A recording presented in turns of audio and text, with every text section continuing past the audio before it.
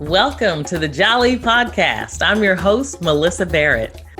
This podcast is for those who are interested in the conversation around diversity, inclusion, and equity. Each week, I'll be interviewing a guest who has something special to share or is actively part of building solutions in this space. Let's get started. All right. So again, this week, I'm excited because we have Dr. Jessie Lammarre Andrè. I'm working on my R's. It's been a while since I rolled my R's, but you're helping me to work on it. So welcome, Dr. Jessie Andrè, and we wanted to talk about, or at least I wanted to learn about Roe v. Wade, and then maybe we can talk about some of the impacts that the decision has, not only on the upcoming election and all of that, but really on our lives in general. So, go ahead. Well, I was going to say thank you so much for having me back. Loved our conversation last time. Really excited to talk about what we're about to talk about because, again, as a sexuality educator, therapist, and researcher or /sexologist, this is my jam. And I know, this topic is being talked about a lot in the States and really all over the world because it's had global implications. So let's get into it. All right. So talk to me about Roe v. Wade in terms of, I know you're living in France and working over here and born in Haiti, but you're kind of all over the place. So can you give me your synopsis of Roe v. Wade and how it is impacting the conversation about sexuality? Yeah. So I think when former President Trump put in the bid after the previous justice died, everyone was there are certain people that were split on, what this meant for reproductive health, what it meant for a lot of the land breaking rights or Supreme Court decisions that happened really in the past 20 years, right? So we're looking at, things like the repeal of Don't Ask, Don't Tell. We have talking about, people of the same sex being able to get married, right? And a lot of people kind of talked about, okay, reproductive rights are going to be attacked, but I don't think people were expecting Roe v. Wade to be overturned. And I don't think people around the world actually thought Roe v. Wade was going to be overturned. Because when I talked to my colleagues here in France about what was happening in the States, granted, not everyone knows about the judicial process in the United States, but we all kind of thought, Roe v. Wade was law of the land because that's what the Supreme Court says, right? Mm-hmm. That's the law of the land. And so the fact that it was repealed, I think one was a shock to I, myself, and some other colleagues that practice internationally, but we're thinking about really what it means globally. So what I don't think people understand is there are trickle down consequences of this decision being overturned, and that expands beyond the United States borders. So there are certain efforts and programs that the United States sponsors across the world, expanding sexual and reproductive health and rights, and those potentially are going to be impacted. Now, what that means is, let's say a country like Haiti receives aid from the United States from the Clinton era to implement sexuality education, right? And there might be some things in there that they're no longer able to do because, again, that might fall outside of the scope of really what the program is expanded for. So I know, granted, It's horrible for the women and the people that are pregnant or don't want to be pregnant in the States. But I think myself, looking at globally what this has kind of caused, it's about to be a mess of a show. Wow. So when you talk about sex education, with aid that we're delivering, I mean, is it just, it's not just education, right? It's not just education. It's not just education. It's so when we think about countries where you're seeing overwhelming poverty, right? And one of the things that I think is not talked about is the impact of having reproductive power and reproductive access, the impact that has on a community.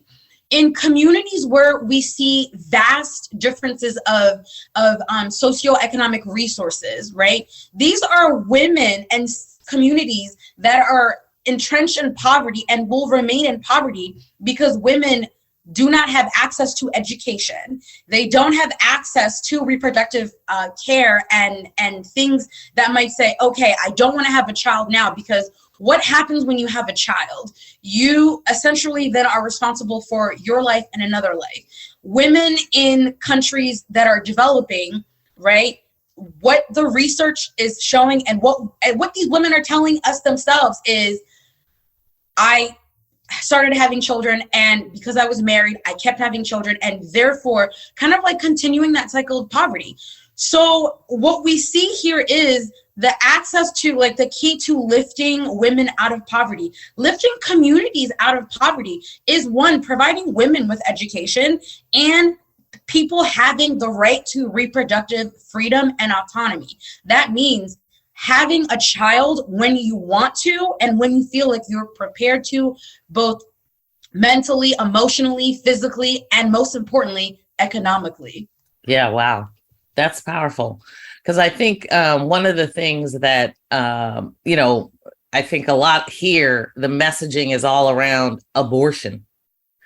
It doesn't necessarily give us, in some cases, that full view of global impact for how it affects, and as you're talking about, it'll affect the global economy at the end of the day.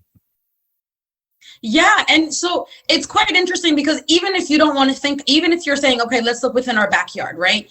So let's look within our backyard. So who are, like, the United States community or populations are often the most disadvantaged, disproportionate, and more prone to poverty. That is single mothers, right? Mm-hmm. So we're looking at individuals that, individuals that have children, and they're kind of like trapped in this cycle of poverty.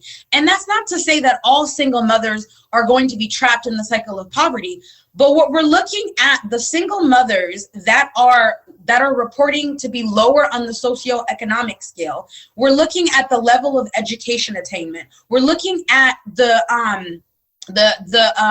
annual income these individuals are making, right? And we can't say, oh, well, this logic applies for foreign women, right? Give people who can give birth, give people with uteruses the right and the autonomy to choose when they're going to be able to have children, and watch how that has an impact on the community, how that has an impact on the individual, and how that has an impact on society overall itself, right? And so we can't say that it's just about abortion, because when we're taking it down to the individual, we can say, okay, here's a person with a uterus born somewhere in the United States in the South. We're not even going to put a race on her, right? And she becomes pregnant before she was ready to be a parent. Let's say she's still in high school or she just graduated from high school. What are the opportunities that she now has in order to set up herself best for the rest of her life, right? With a high school diploma, with the inflation going the way that it's going, the rise in cost of living, the rise in cost of housing, all of these things, what are we saying to this person when we're saying, okay, well, you know, you had sex, you had unprotected sex, now you have a child, deal with it. Yeah. Right? Taking away the autonomy of this person saying, okay, I had unprotected sex. This is the consequence. These are the results. What are my options? Do I feel prepared to be able to be a mother and all of the responsibilities that come along with that? Or am I being forced into something that I am not mentally, financially, emotionally prepared for? And the data, you know, research, you know, personal anecdotes all say forced labor doesn't, it's not going to have the outcome that I think the people who are thinking, you know, being anti-abortion or pro-forced birth thinks it's going to have. Well, and since I know you have such expertise in trauma, so can you talk about, people talk about, you know, rape and incest and how that, you know, certainly the decision makes an impact, but how, I mean, there's got to be lots of other impacts that go along with that. Of going along with forced birth? Yeah. Yeah, and so it's quite interesting, especially in that situation. Especially in that. Oh, yeah. Oh yeah. So I remember the first time I used the term forced birth, and you know, the person that I was talking to, they were like, well, no one is actually forcing these women to give, you know, these people to give birth. And I said, well, think about it. If you're telling a person it is now illegal for you to terminate this pregnancy, you are then essentially removing autonomy from this person, and you are enacting a whole different trauma. For whatever reason, a person might not want to go through with a birth, right? Whether it be that, you know, they became pregnant as an act of sexual assault, of incest. It's two teenagers who didn't have the proper access to sexuality education or contraceptives or ways to prevent pregnancy, that found themselves pregnant, right? Whatever reason that someone might find themselves pregnant, there's a whole other dynamic that happens when you go, when you force birth.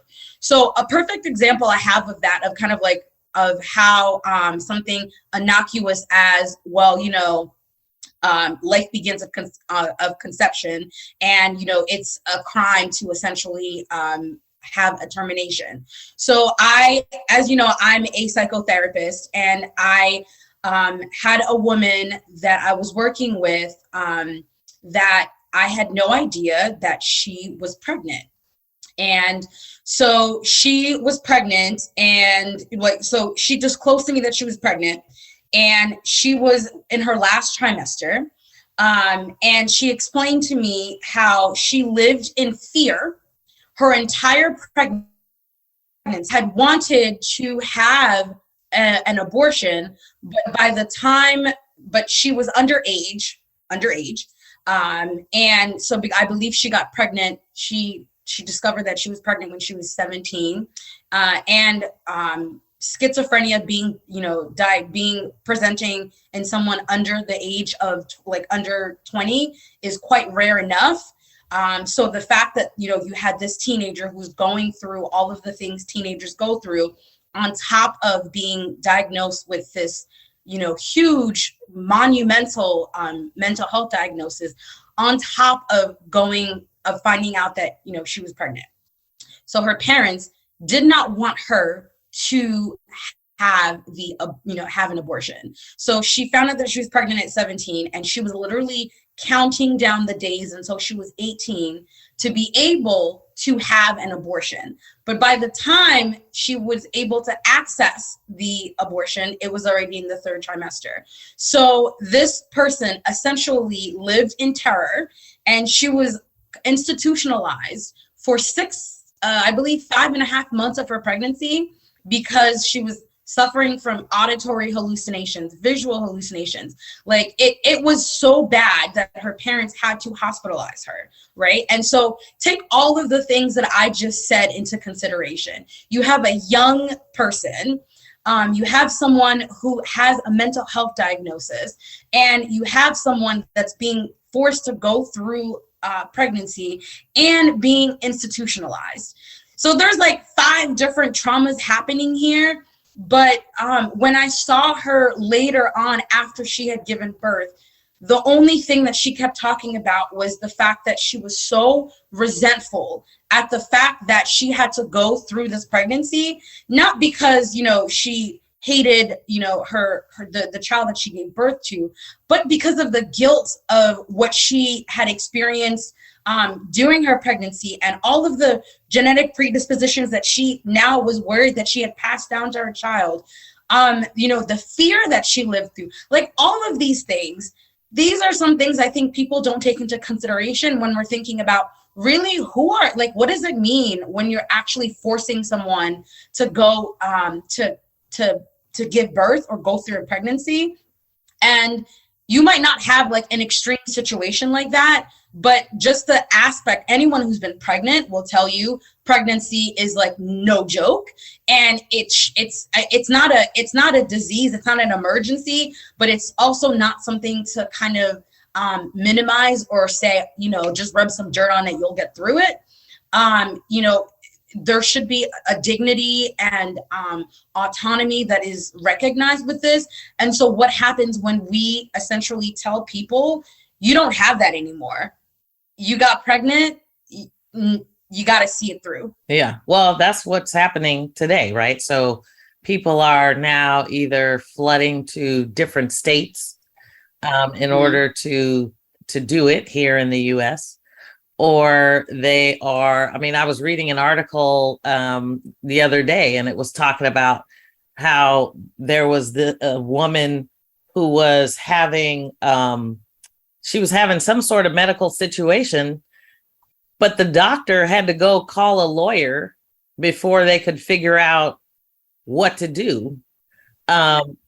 Because, which seems kind of strange to me when a doctor is supposed to be focused on giving you care that you need, but they don't even understand the definition of life-saving treatment and the interpretation of that when it comes to, pregnancy and the termination per se. Yeah. And so it's quite interesting because the Roe v. Wade is now potentially, and the different states that are that we're gearing up to have these kind of partial bans or total bans. Texas is getting ready to be one of those, right? So for me, I work at a university in Texas, and so as a professor of social work, as a licensed social worker, there are implications now that allows practitioners or medical providers to be sued up to $10,000 if you're providing information to individuals about, termination. And what does that mean for what you just said? The quality of care that we're able to provide the people that are coming to us in their most desperate hour, or potentially at one of the most lowest points in their lives, right? That now, do we have to worry about lawsuits? So is it now that we can't even have this conversation? I can't talk to you about what your options are if you're pregnant and you don't want to be pregnant anymore because I potentially might be sued. And how unethical that is. Granted, the NASW has already put out a statement about our responsibilities, and I'm really hoping that other, providers, like other doctor, like whether it be physicians or whatever, all those health professionals and associations will come out with a blanket statement about what it means. But then it also kind of trickles down to what it means for myself as a licensed provider, and the financial implications of that, right? Because now it has to be written in the policy of the malpractice care that my malpractice policy that I carry, right? Of what happens if this, if this occurs to me, which takes away from the fact of we're not then able to effectively provide care or information to the population, to the people that need it the most. Yeah. So talk about some of the other implications of this. When you think about, not just Roe v. Wade, but healthcare, education, all of how does this dynamic impact everything else? So even though it doesn't feel like it, it actually trickles down into like everything. So strictly looking at education, no thanks to the Bill Clinton administration, that implemented the policy of federal funding for sexuality education, right? For years in the 90s, we were plagued with abstinence-only education. And if the 90s and the 2000s taught us anything, it's abstinence-only education does not work. If we're looking at states like Alabama, Georgia, Mississippi, some of the states that have the highest rates of unplanned pregnancies among people who are 13 to 24, right? You're going to see causation is not correlation, but I'm just saying, if you're looking at the data and you're looking at the states that have abstinence only education and you're looking at unplanned pregnancies among, 13 to 19 or 13 to 24-year-olds, the data speaks for itself. Whereas states like Colorado, that is like, nah, fam, we do comprehensive education over here. We supply birth control to people who ask for it. And we're looking at the data of unplanned pregnancy of people in that same age bracket, right? There is a vast difference. And so when we're thinking about the implications of a total ban or a partial ban of abortion, that trickles down to the information that people are going to be taught about, hey, if you don't want to ever have an abortion, how do you protect yourself? How do you prevent pregnancy? I can ask the average American, do you know how pregnancy works? And people still don't know how pregnancy works. And it's through no fault of their own. This is kind of like the product of abstinence only education, or we don't talk about sex education, or you'll learn about it when you get older, or that's not, a topic for children to be talking about, right? Like, we are living in the actual consequences of ignorance, and it's only going to get worse. The other aspect, the other kind of like backlash of the overturning of Roe v. Wade turns into access to prenatal care, right? And so if we're saying that we're going to have total bans of abortions, right? Do we have the health providers necessary enough to be able to support women or people that are going to be pregnant?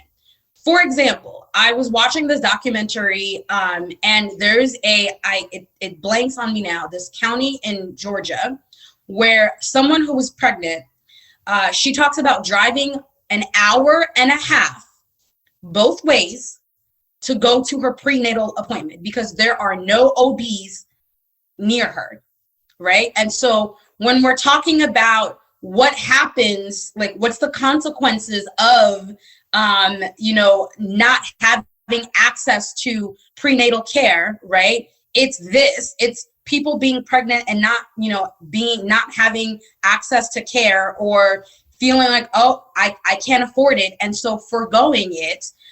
It's also one thing that we don't want to talk about, which is what really fueled this fight in the 70s, right? Which is that picture of a hanger, right? Abortions are going to happen whether, they're legal or not. So laws like this, what you're essentially doing is you are putting people who are pregnant or women's life at risk. whether they choose to go through the pregnancy and they live in a small county like a small county in Georgia where there is no access to an OB. And so they are going through 9-10 months of pregnancy with no medical care access or provider, or a person that's so desperate to not be pregnant that attempts to take it into their, their own hands. I'm rambling, but it makes me so mad. Well, and I mean, you were talking about, just even in education and, like our K through 12 system. So now you end up with folks going into the schools. I mean, kids now going into schools, but then maybe there's not enough funding for the school. Or, I mean, to me, when you talk about the trickle down effect, then you start realizing how much economic impact it has around the world. Yes. So, speaking to you and your global experience, are there other countries maybe we can learn from or take some notes from? Are there, do you have thoughts on how we can even deal with this? Because I think it's certainly an issue on the ballot, right? Mm-hmm. Yeah, it's an issue on the ballot. And it's an issue of people having access to the correct information. One of the things that I think I get angry at the most and scares me the most is ignorance through miseducation or misinformation. That people do not have the correct information. And when I'm talking about correct information, I'm talking about medically accurate, information, right? I'm not talking about opinions. I'm not talking about anecdotal experience. I'm talking about what does the science say, right? Because if it's one thing that we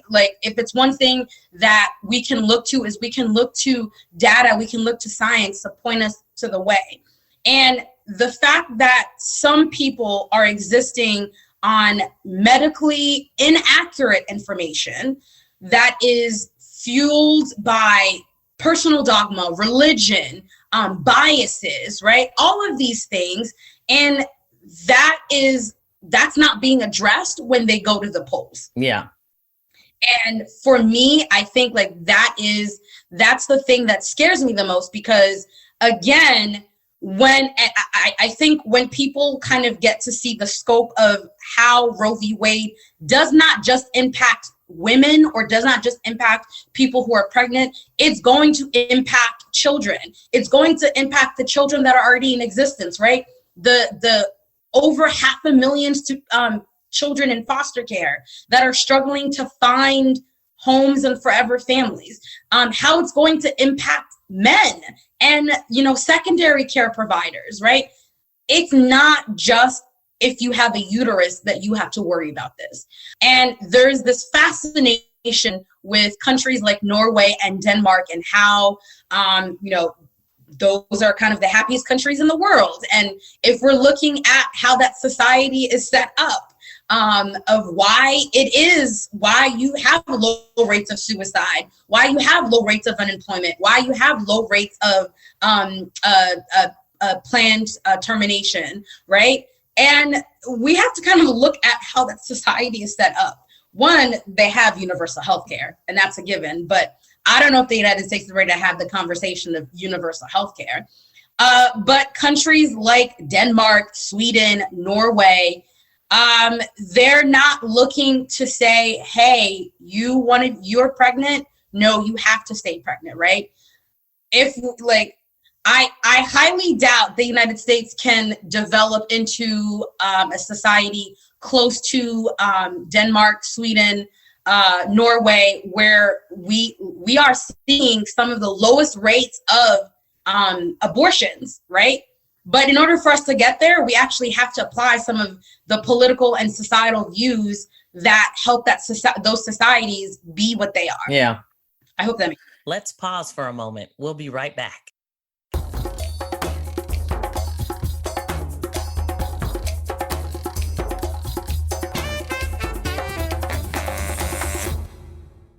what's interesting to me is when, I mean, obviously we've got maternal health, and, all of the challenges that is already bringing. I mean, people are struggling even to get a doula, get it paid for by healthcare. And, I mean, there's just so many things that are disproportionately measured and impacted on, marginalized or underrepresented communities. You talk about poverty, but it's like there's so many. I mean, it's like you do get into this generational cycle of challenges that you struggle to figure out, how can I get out of this? And I think, quite frankly, when you start losing hope like that, I mean, that provides even more challenges and issues, on a day to day. You talk about suicide rates and things of that nature. So, I mean, it kind of is. I'm telling you, you're breaking my heart this morning, because I'm just like, I don't know. I'm just like so feeling all of the challenges that people are up against when it comes to just having the right to make a decision about my own body. Yeah, I got into sexuality education because I kind of like landed there by accident as I was talking to teenage boys in a mental health group. But it kind of brought me back to when I was younger. I always said I wanted to be an OBGYN, and it broke my mother's heart when I decided I did not want to go to med school and I actually wanted to go to grad school. But the conversation about maternal health has always been something that that's quite interesting, because I mean, we can look at it from so many different ways. So for myself, when I was a sexuality educator, when I was a mental health practitioner, one of the most heartbreaking kind of like statistics, and when I saw this, I was like, no, this is not true. When I heard it, I was like, no, this is not true. And then I actually kept seeing it repeating over and over again, which is teenage mothers are more likely to give birth to women who will then become teenage mothers, right? So we're looking at kind of like the cycle. If you were the daughter of a teenage mother, you're more likely to be a teenage mother yourself. Whatever value you place on that, pause on that, right? But then we ask ourselves, okay, what happens when you have a child? The average cost of a child in the first, for 18 years, they're saying is like over $1 million. And we're not even talking about like education, whether it be private or university education. $1 million, right? And if we're saying that people who are teenage mothers there's a max of just under 500,000 that they potentially on the high end could receive in their entire life of working with, I guess, just like minimum wage. The math already is not mathing, right? So someone who just has a high school diploma or does not even have a high school diploma, their earning capacity is already much lower than someone who does have a high school diploma. And then we're saying the average cost of a child is like double, triple than what they will earn in their entire life.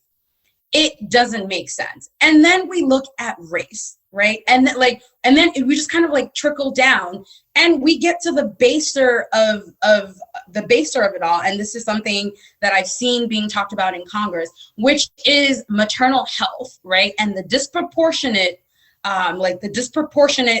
experiences of maternal health among women of color. Black women who are pregnant are dying. Yeah. During birth, after birth, before they give birth, right? So we already have that to contend with. And we're not even looking at other populations like Indigenous women who, again, attention is not even being put on the disproportional health disparities of Indigenous women or women of color, right? And then now we add forced pregnancy on top of that. Right. The system, the society has not been set up to understand and be empathetic and what's the word I'm looking for? Medically, kind of like medically trained, or I don't know, like the US society is not prepared. Like they're not prepared, because if we were, I don't think that we'd still be having these conversations, right? The conversations wouldn't be about whether you're pro-abortion or not. The conversation would be like, what life are we valuing here, right? Like, what value are we putting on life, and why are we putting value on the life of, let's say, an unborn fetus versus a woman that potentially who her life might be threatened because of that unborn fetus. And before we can even answer that, like, we have to account for other things, like why we're anti-medically accurate information for people, especially children, why we are anti-universal healthcare, because having access to healthcare is going to make the difference. Like, there's so much to account for. Like, pregnancy is at the bottom of it, but at this point, it's like, well, we might as well throw it all in the conversation, because we're already here. Wow. Well, and I mean, obviously we're not going to solve it here today. But I mean, I cannot tell you how much I appreciate the conversation, because I think it's something where, you think it's kind of one thing, but it really is so many things. And, you said it best when you're talking about, maternal health. I mean, it's like people are dying, and, like right now.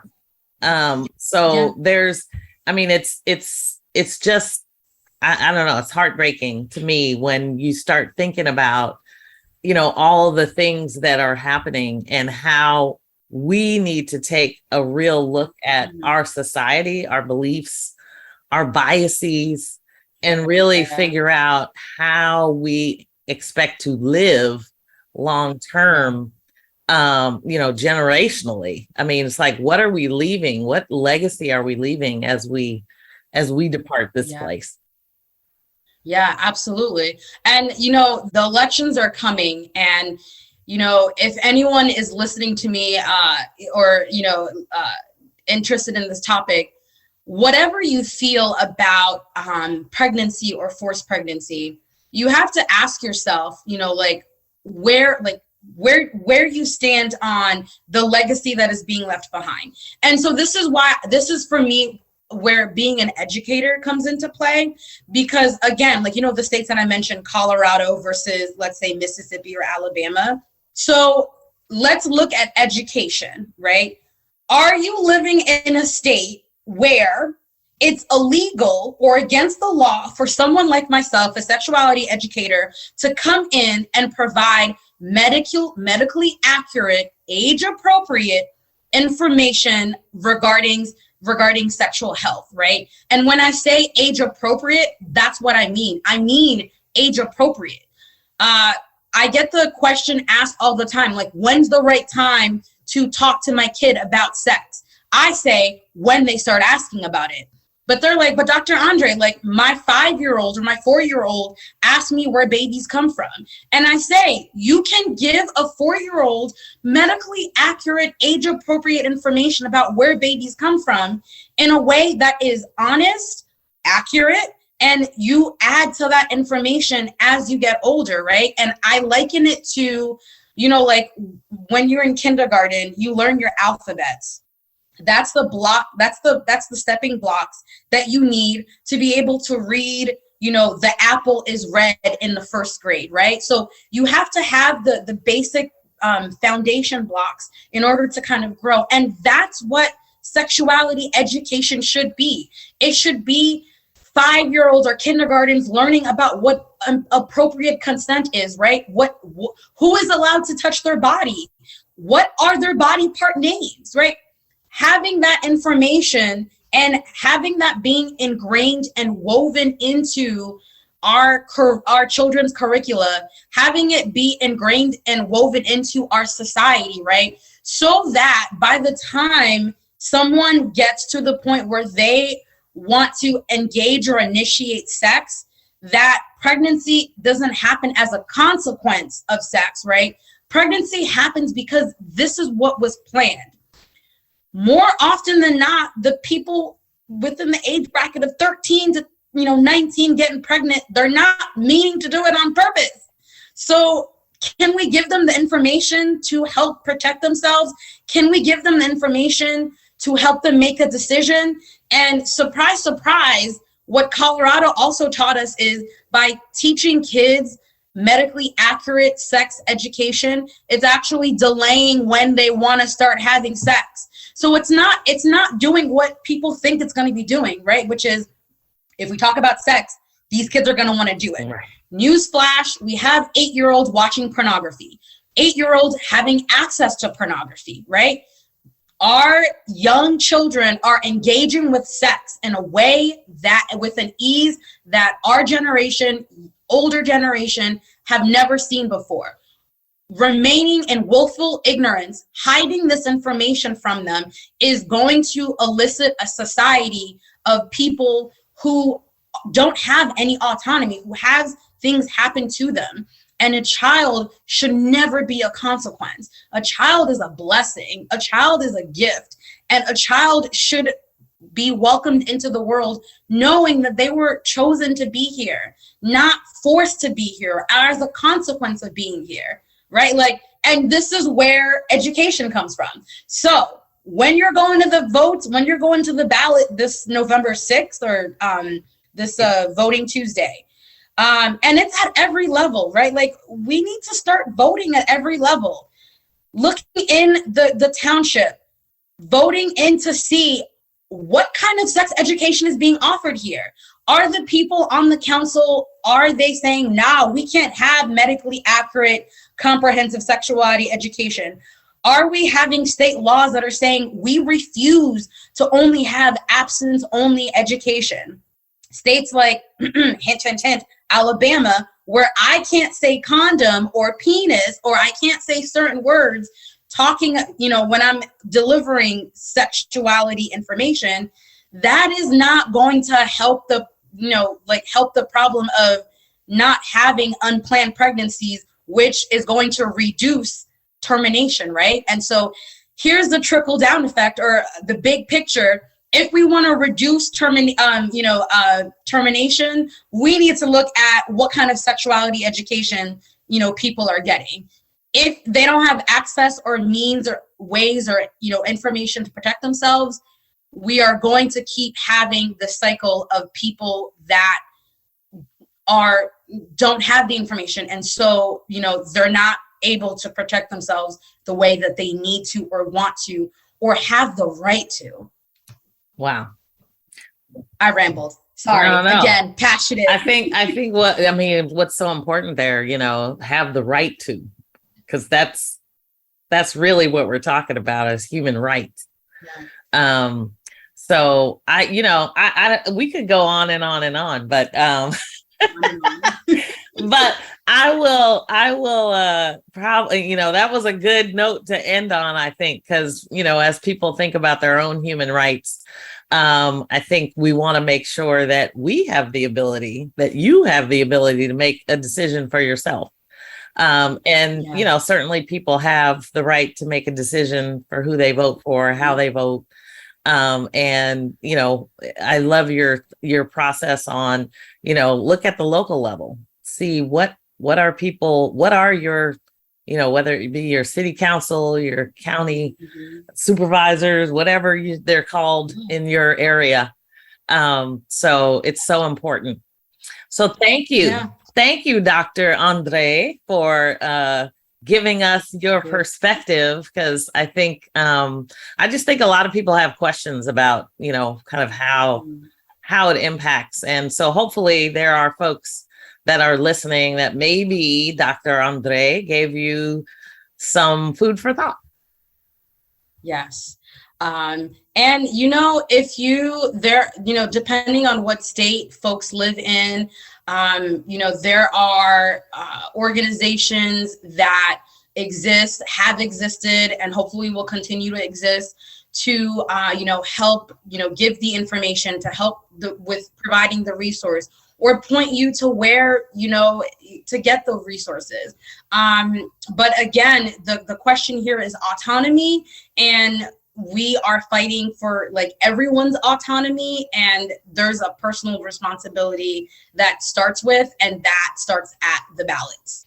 So that's what I'll say. Yeah, awesome. Thank you. And certainly, if there are folks out there that are contemplating suicide, please get help. Please make a call. For some reason, that is overwhelmingly coming to me right now to say. So if, get help, please. Yeah. So anyway, thank you so much, Dr. Andrè. And I am so excited that you were here to share it with us. Thank you so much for giving me a platform to ramble on. Love the conversation, totally needed. And as you said, for anyone who feels like they are between a rock and a hard place, please reach out and get help. A Google search or talking to someone who you feel safe with. Sometimes when it comes to hopelessness only exists if you cannot see the light, or if you believe that there is no light and there is a light. Yeah, thank you. All right. Thanks for joining me on the Jali podcast. Please subscribe so you won't miss an episode. See you next week.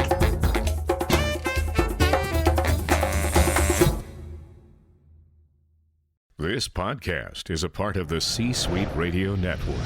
For more top business podcasts, visit c-suiteradio.com.